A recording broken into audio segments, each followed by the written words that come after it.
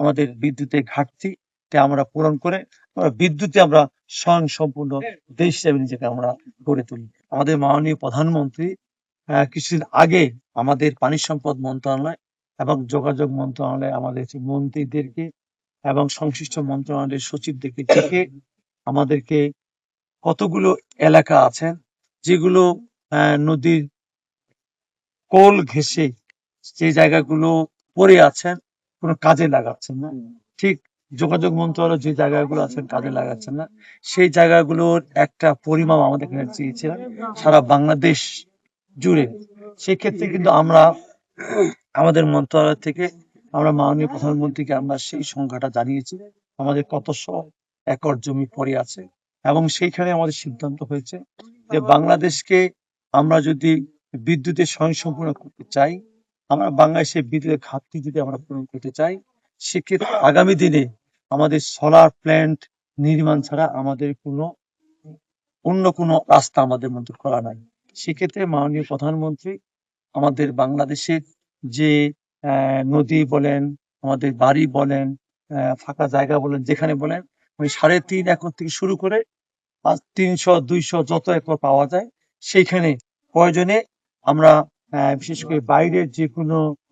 দেশের যে কোনো প্রতিষ্ঠানের সহায়তা নিয়ে আমরা এই সোলার প্ল্যান্টগুলো নির্মাণ করতে চাই। সেক্ষেত্রে যেমন আমাদের দেবীগঞ্জেই আমরা প্রাথমিকভাবে যে 200 একর জমি আছে, সেই জমির পাশেই নদীর এই নদী কোল ভেসে যে জায়গাগুলো আছে সেখানে আমরা একটা সোলার প্ল্যান্ট করার আমরা ইতিমধ্যেই পরিকল্পনা নিয়েছি, এবং আমরা সেই সোলার প্ল্যান্ট পরিকল্পনা বাস্তবায়ন করার জন্য আমরা একটা কোম্পানিকে নিয়ে আসছিলাম। এর পাশাপাশি আজকে আপনারা দেখলেন আমরা এই নদীর এই পারে আমাদের প্রায় 350 মতো একর জমি সেখানে আমাদের খাস জমি পড়ে আছে।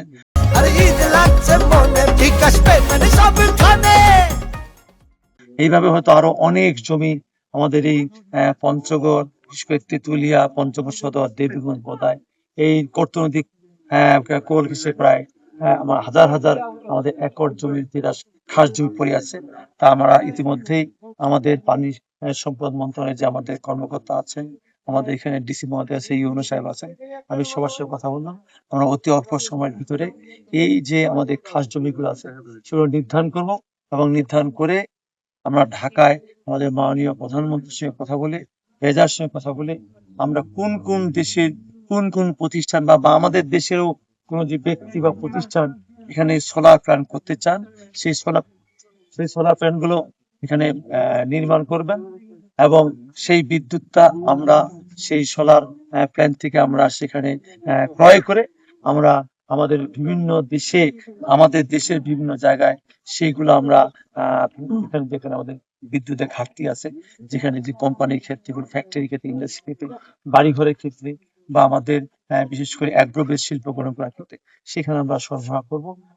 যার মধ্য দিয়ে আমাদের বিদ্যুতের ঘাটতিটা আমরা পূরণ করে বিদ্যুতে আমরা স্বয়ংসম্পূর্ণ দেশ হিসেবে নিজেকে আমরা গড়ে তুলি।